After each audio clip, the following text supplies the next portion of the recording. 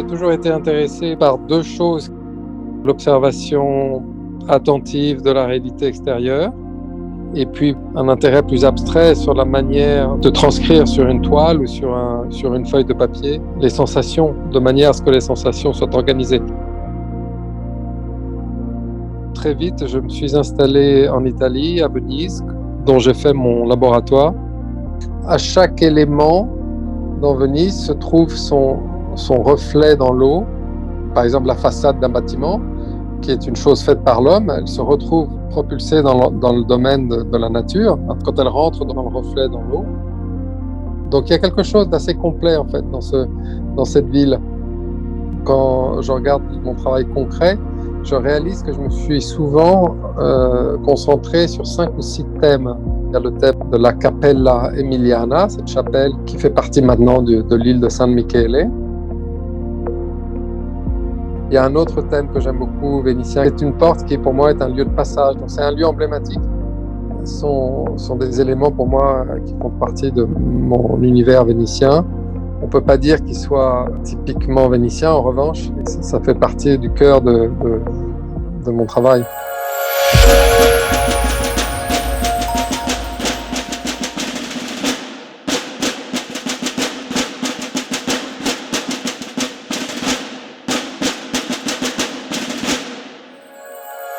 Alors, je te préviens, moi, quand même, il y a une chose sur laquelle, à chaque fois, je ne lésine pas, c'est je mettrai ma chemise à palmier. Voilà.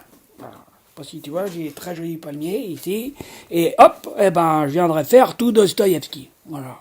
Alors, je vais te montrer quand même, parce que il y a un peu de boulot, quand même. Voilà. Je sais pas si tu vois. Ça, c'est un des livres de Dostoïevski. C'est mieux dans ce sens-là. Voilà, ça s'appelle Crime et Châtiment. Bon, ben voilà. Ben, il en a fait 20 comme ça. Ben, on va tous les faire. Voilà. On ne pourra pas dire que j'ai pas prévenu. Hein.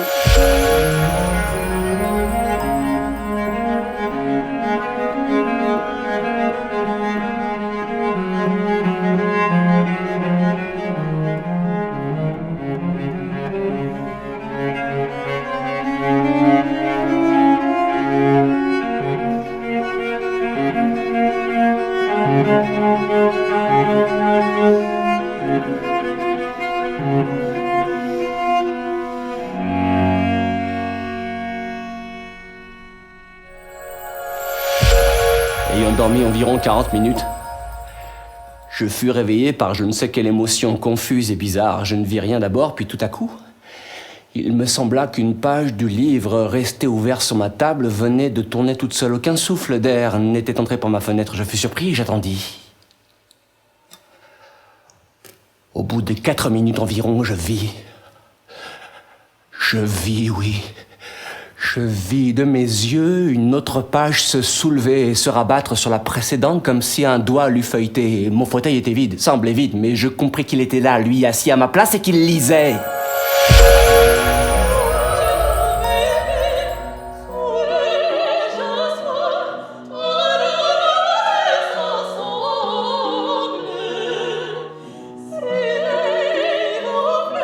Au départ, c'est amener l'opéra aux gens. Dans l'esprit des gens, c'est quelque chose qui n'est pas accessible, alors que ça n'est pas du tout le cas.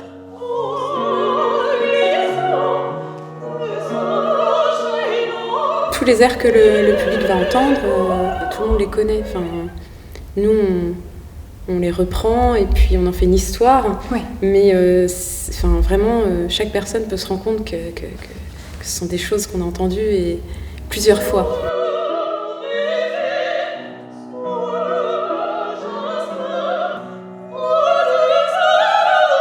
Et puis on avait envie de tirer un fil conducteur tout au long du concert pour qu'il y ait une espèce de dramaturgie. Vous allez suivre 3 personnages dans un voyage initiatique amoureux au travers de différentes œuvres de Mozart à Verdi, on va avoir du Puccini, on va avoir beaucoup de choses. Bizet, Ravel. On souhaite vraiment que ce soit quelque chose vraiment d'accessible dans la compréhension et dramaturgique, et stylistique, et historique. Donc voilà, nous c'est C'est un peu les objectifs qu'on s'est donnés sur cette création.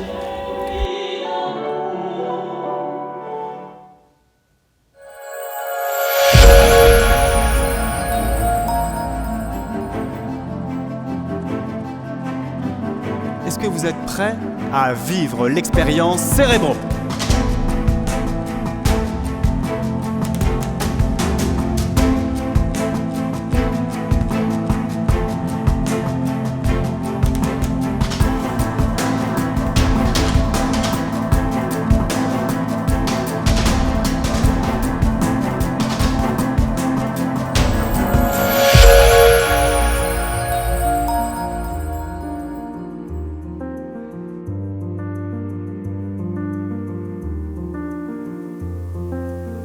On y a jusqu'à maintenant exposé des photos issues d'un concours qu'on lançait au niveau national, combiné avec une exposition des photos des membres du club. Cette année, on a décidé de changer. Alors, on a décidé de faire une présentation des photos des photographes du club sur la base de séries photos sur le thème choisi par chacun en fonction de sa personnalité. On estime à 120, 130 photos exposées dans la salle, compte tenu de la surface disponible. Et puis, comme on l'a fait déjà précédemment, une exposition en extérieur d'une trentaine de photos qui sera issue d'un petit concours qu'on lance en interne. 5 photographes exposeront chacun 6 photos dans la ville. Alors, dans la ville, on va se limiter vraisemblablement à 2 points, la place du Maréchal Juin à côté de la mairie, et puis ici, autour, dans le petit jardin de l'ancienne église, qui nous semble tout à fait adapté pour présenter les photos de nos collègues.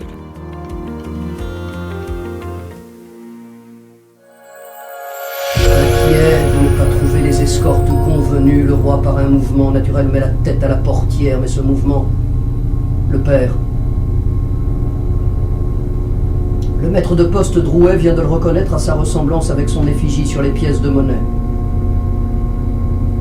À minuit, le roi et sa famille sont interpellés à Varennes, arrêtés, gardés à vue pour la nuit dans la misérable échoppe d'un épicier curieusement nommé Monsieur Sauce. Citoyens représentants, je propose ceci, que le premier acte de l'Assemblée qui vient de se réunir soit l'abolition de la royauté. À ces mots, une acclamation immense s'élève de la salle et des tribunes. Ce jour-là, la République n'est pas décrétée. Elle est votée par acclamation. C'est le premier acte de cette nouvelle assemblée qu'on appelle la Convention nationale.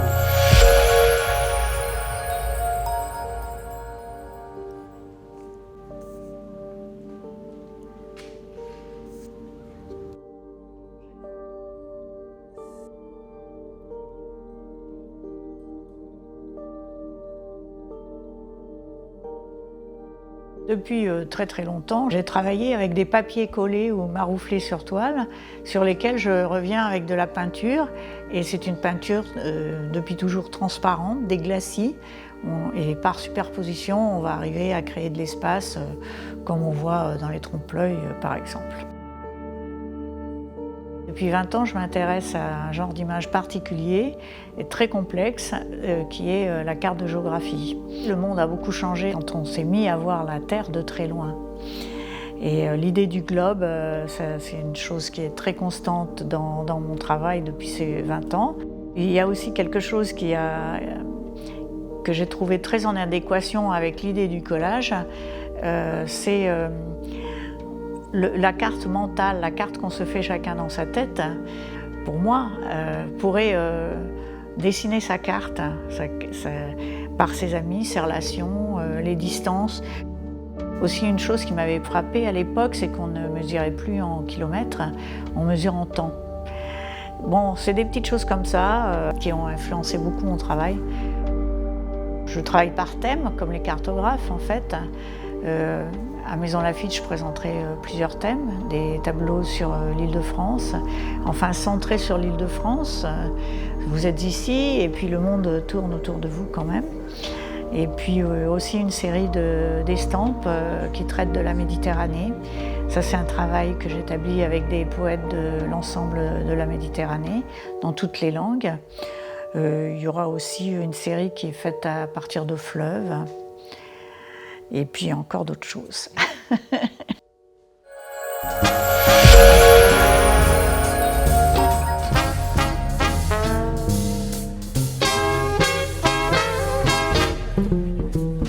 Up in the old jaloping head for the mighty chop and all the cats join in.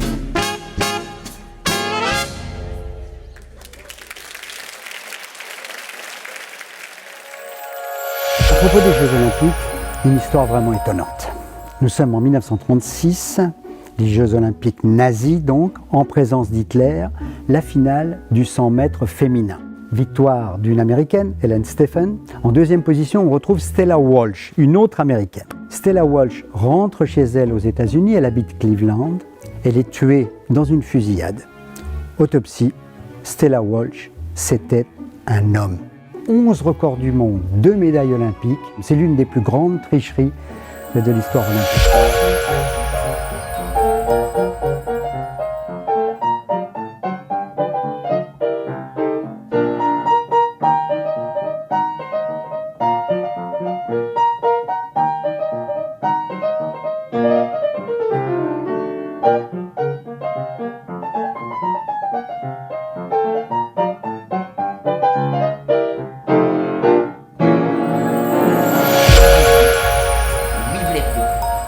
Avoir la primeur de partager cette très bonne nouvelle. La tempête va s'arrêter cette nuit. Avez-vous peur de vos concurrents? Lesquels? Le comte de Lambert, Hubert Lathan. Je ferai face. J'y retourne. Où ça? Dans le ciel. Mais nous avons un accord. Et alors? Partons ensemble. Un match, un duel, ce serait formidable, on ferait la couverture des journaux. Vous êtes un être futile, sans consistance, sans vision. C'est sûr que j'ai rien de commun avec le roi des pâquerettes.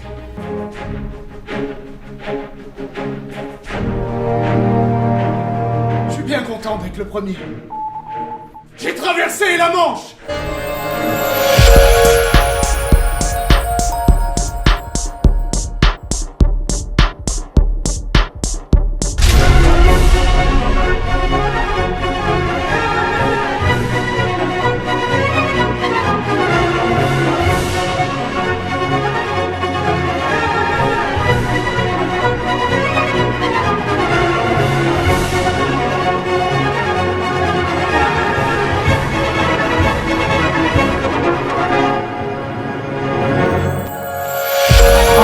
Toi, tu as qui?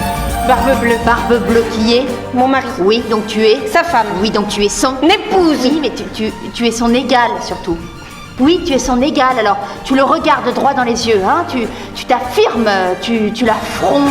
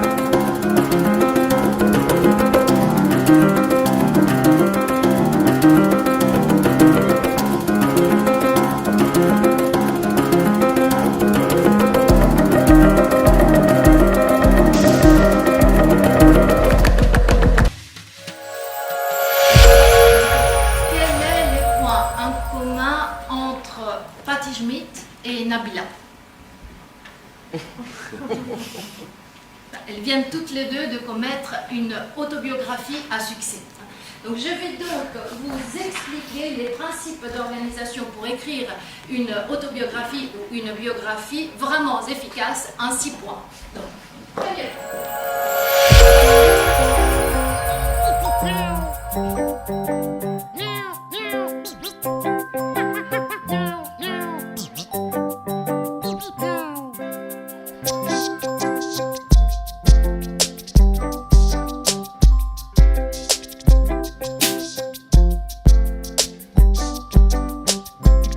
Je suis Charlotte et j'aime le cha-cha. Lui c'est Charlot, il a le sang chaud.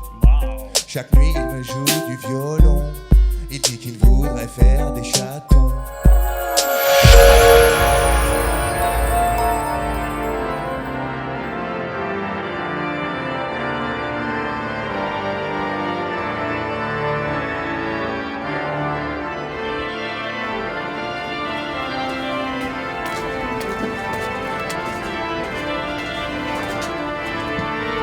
Dans l'église Saint-Nicolas de Maisons-Laffitte et on se trouve en tribune au centre de pilotage de cet orgue. C'est un orgue d'esthétique 19e qui est propre principalement pour la musique romantique et qui permet également d'ouvrir le répertoire contemporain et notamment celle de son illustre titulaire que fut Jean Alain. Pour le concert que je vais proposer, le programme a été choisi en fonction principalement de l'instrument. Un orgue, ce n'est pas un piano, c'est un instrument à clavier qui fonctionne à vent. Et si on regarde les tirants qui correspondent à des registres, qui sont les familles de jeux, on voit qu'il y a la flûte harmonique, le salicional, le cor de nuit. C'est un orchestre, à lui tout seul.